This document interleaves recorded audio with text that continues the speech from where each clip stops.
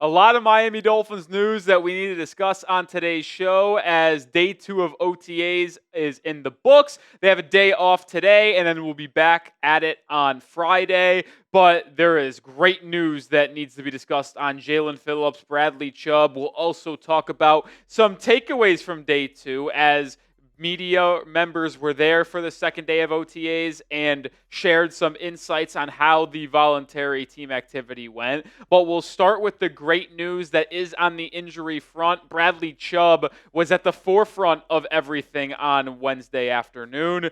He talked to Dolphins media after the practice. He was also a main talking point for Mike McDaniel, who spoke to media. Bradley Chubb said his plan is to participate in every single offseason drill, every single offseason activity, all 6 OTAs days, mini camp, and then in the preseason and the training camp as well. He said football-wise right now, he's at 95%, which is just great. And you might argue he should already be at 100, but either way, he's going to be 100% healthy, ready to roll, assuming he doesn't suffer a different injury leading up to that Week 1 game against the Colts. And, well, Mike McDaniel talked both about him and Jaylen Phillips, who, as the most excited players to practice and have been participating in most things, and it looks like they are going to have both Jaylen Phillips, Bradley Chubb, healthy, ready to roll as we get closer and closer to the season, which will just create one of the most dangerous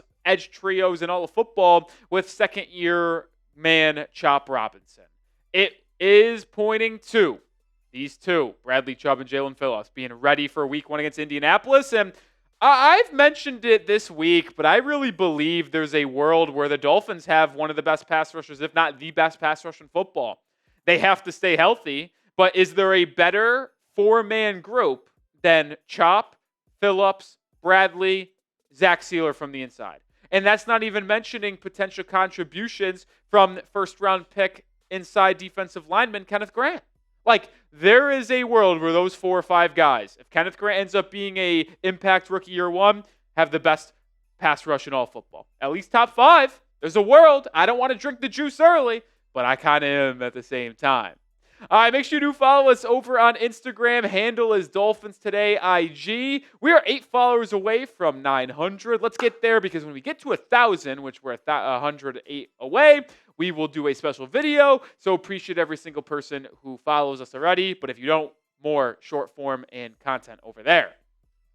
All right, let's segue into the takeaways from day 2 at OTAs, because we saw a lot of good things offensively. We saw more good things defensively, and also got some news and notes about the secondary battle. But the first takeaway that we need to discuss is that pass rush. We talked about the health of Chubb, the health of Phillips, and how they could form one of the best trios in all of football. And it seems like they are already off to a hot start. Travis Wingfield, who obviously covers the Fins for the Miami Dolphins website, said that Chop Robinson was his top performer in the first day, or second day of OTAs, I should say.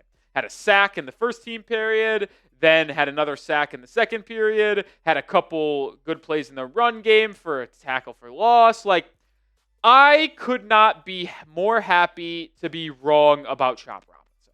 And I wouldn't say I was wrong, but if you remember and were subscribed to the channel, like, I said that Chop, when we drafted him on draft night in 2024, I graded it as a C+.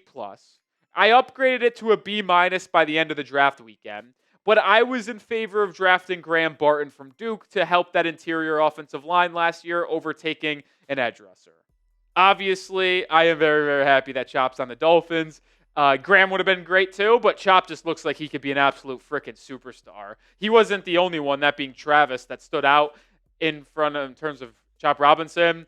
David Ferrone said that Chubb and Chop were dominant in team drills. So you already see those two working hand in hand, something we didn't get to see last year with Bradley Chubb out for the entire season. And then obviously we have the emergence of Jaylen Phillips and how he is going to be back in action, but he's taking a little bit more time because his injury happened in the fall of 2024 rather than in the end of the 2023-24 season like Bradley Chubb. Like, this edge group, man, it can be special, dude. It really can.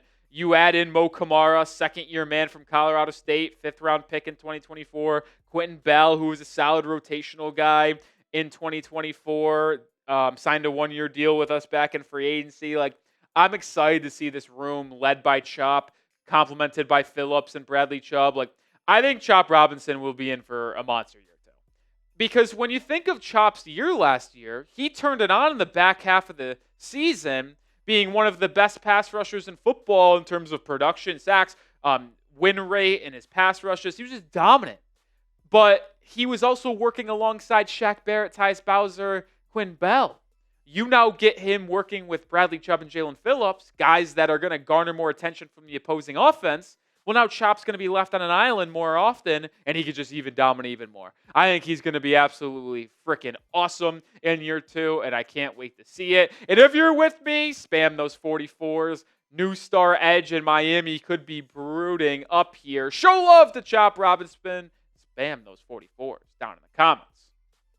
All right, next takeaway, Jaylen Waddle. I think he's ready to roll, man. And this is an interesting one. We'll talk about this on both sides of the equation, but Waddle dominated on Wednesday afternoon in OTAs. Travis Wingfield said on Jaylen Waddle that the two big plays of the day were Tua to Waddle connections. First, a 40-yard hit, and then a beautiful where Ashtyn Davis saved the touchdown, and then Waddle caught another 25-yard play on a nicely timed-up ball coming back to the quarterback and then winning a foot race to the corner.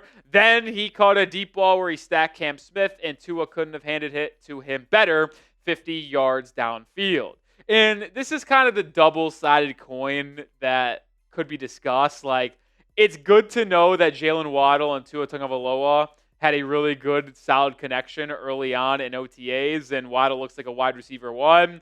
But you can also say, well, they probably should be dominating because the Dolphins' secondary is so bad without Jalen Ramsey. And you can then talk about, well, that secondary is already getting torched. And this didn't even include, by the way, Tyreek Hill, which I know not every football team has a Jaylen Waddle and Tyreek Hill wide receiver duo, but one wide receiver dominating like he did today in terms of Waddle versus our secondary. Is it a signs of things to come for the defense, or is it signs of things to come for Jaylen Waddle and Tua Tagovailoa? I think each could be had and each can be made out to be their own big thing, but let's just talk about the positives in mid to late May and talk about how good Jaylen Waddle looked against this Dolphins secondary. Speaking of the secondary, we talked about coming into the OTAs, the Storm Duck Cam Smith CB2 battle. Well, as of right now, Storm Duck has a clear advantage. We talk about the orange jersey for the Miami Dolphins so often. On day one of OTAs, it was Jaylen Phillips and Ethan Bonner, another corner. Well, on day two, which means Storm Duck had the standout practice on the first day of OTAs on Tuesday because he was the orange jersey man on Wednesday, just showcasing that he is going to be someone that really makes a push to be a starting boundary corner. He got the priority of the snaps and the majority of snaps last season, the final 4 weeks of the year, opposite of Jalen Ramsey and Kader Kohou on the boundary, and he is going to try to make his case for that role once again. We already displayed the quote from Travis Wingfield, who talked about how Jaylen Waddle absolutely torched Cam Smith on that 50-yard deep route where he stacked them. Also, it was reported that Cam Smith, after that play, came up limping because, of course, he did. But either way, with Cam Smith being torched, Storm Duck being highlighted as someone who had a really good practice on Tuesday, and then this other quote from Travis Wingfield that saying he had some really solid reps, including a PBU on a pass from Tua over the middle against Nick Westbrook-Ikini. That is very positive. Now, Travis did also mention that he thinks Ashtyn Davis was the best DB on the day, who was one of that top free agent safety signed, and I've kind of outlined the fact that I believe he could be the number one safety for the Dolphins this year. But when we look at the depth chart for the cornerback room, Ramsey will be off it likely next week by this time. Kader Kohou's your nickel guy, and you don't know who's your CB1 or CB2. You're likely going to sign a free agent and then hopefully sign two, but at worst, sign one, and then have Cam Smith, Ethan Bonner, and Storm Duck fight for that CB2 role. Well, right now, I think it's going to be Storm Duck. We talked last week, biggest position battles between these Dolphins players heading into OTAs. Number one was who shakes out at the top of the secondary between Cam Smith, Storm Duck. Major talking point. Well, right now, through 2 practices, Storm Duck certainly has the edge over Cam Smith, the second-year UDFA out of Louisville, looking to make a name for himself and not be the only UDFA in that starting secondary. Cater Coe and him could be a cool story to see.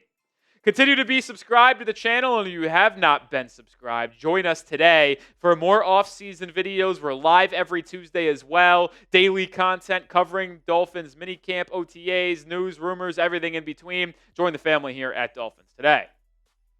Another takeaway, Patrick Paul, a massive question mark on this Dolphins roster as he looks to take over as the full-time starting left tackle in replacing Teron Armstead. Well, it looks solid early on. Travis, who was one of the main people there as we continue to reference what he saw and what he thinks. He said that he might have missed a few reps, but from what he saw, Patrick Paul pitched a clean sheet in pass production. And you might be asking, well, how is that possible? Who was the one getting torched by Bradley Chubb and Chop Robinson? Sounds like it was a couple of the backups, Larry Borum, Ryan Hayes, to name a few. But Patrick Paul looked good, and that's music to my ears, man.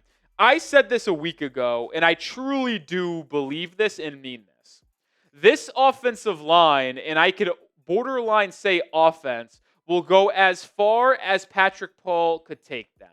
No, you still have elite weapons with Waddle, Jonnu Smith, Devon Achane, Tyreek Hill. But if you're able to have a top half offensive line in football, you will be able to become a more well-balanced attack, keep defensive on their toes, run the ball, deep passing, quick passing, everything you can do. And the only real question mark that I have are the 2 young men, and Jonas Avianai and Patrick Paul. Well, Patrick Paul, if he's able to solidify himself as a average to above average starter at left tackle, well, now you're talking about, one, you might have a franchise left tackle, which is huge. 2nd-round pick last year. But you also now have an offensive line that could be dominant in November, December, January when it's necessary this upcoming season. So Patrick Paul looking good early is music to my ears. Now you might ask, how did Jonas Avianai look? The 2nd-round pick from 2025. Dolphins traded up to go get him. Up and down day. Said, according to some people, got off to a rough start, but they saw once he got set in pass protection, he was dominant. He said that he actually beat Kenneth Grant in a couple reps when they were going head-to-toe. Head-to-head, I should say. I've been all over the place on this video, I'm going to be honest. Head-to-head. So that's good to see. We don't know the configuration of the offensive line. They were not displayed online, at least to this point, but like to see Avianai show some flashes early on. It's going to be an early and long offseason, so I'm not worried about anything just yet on the offensive line. All right, before we round out today's show, make sure you get this Dolphins hoodie on sale clearance, more than 50% off when you go to chatsports.com/Dolphins sale. Links in the description and comments of today's video. Get yours today while they still are in stock, more than 50% off. All right, the final takeaway that we should discuss is the attendance, if you will. Because remember, OTAs are voluntary. They're not mandatory. Now, it is nice to see people there, but there were 4 pretty distinct veterans that were not at OTAs Day 2. Zach Sealer, James Daniels, Jonnu Smith, and Jalen Ramsey. Now, Jalen Ramsey's an obvious one because, well, he's going to be traded next week, so why would he show up to OTAs? But Jonnu Smith, Zach Sealer, and Daniels were the 3 veterans that it's like, okay, I wonder why they're not there. And I'm not going to take too much into it. I'm really not. But I do want people to remember with James Daniels. He is coming off of a torn Achilles he suffered in week 4 when he was playing for the Pittsburgh Steelers. My only concern is, and it's slight because it's very early in the process, that he's not a dude the Dolphins signed and he won't be ready for the start of the season. Wouldn't be the first time Miami did that.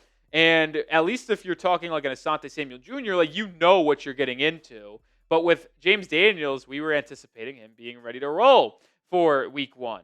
Is that not going to be the case? I don't know. But I'll mention, it's still a little bit too early to be concerned. On all fronts, really, with those 3 players, Zach Sealer, Jonnu Smith, and James Daniels. We'll revisit this conversation if we need to on mandatory minicamp in early mid-June. And as long as Daniels is back in preseason, training camp, practicing, working, on track to play week 1, can't really complain for me. So too early to be concerned. All right, I went through my top 5 takeaways from Dolphins OTAs. What was your top OTA takeaway? Now, maybe there's a piece of news that I missed that you want to tell me about. Or you could choose from my list of 5 and tell me which one you cared about the most. Let me know your thoughts. But make sure you are subscribed to the channel because we put out daily content here at Dolphins Today. And we're just trying to make this the largest Dolphins YouTube channel possible. So join us today.